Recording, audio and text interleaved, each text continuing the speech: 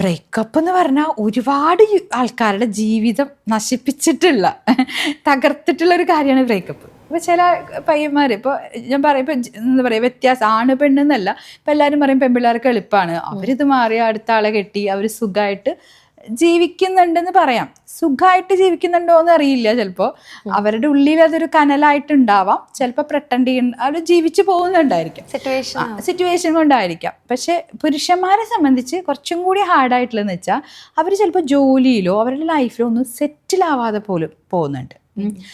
അവർ ഇങ്ങനെ പല പല ജോലി മാറി മാറി മാറി പോയിക്കൊണ്ടിരിക്കുക, ഒന്നിലും ഉറച്ചു നിൽക്കാൻ പറ്റുന്നില്ല.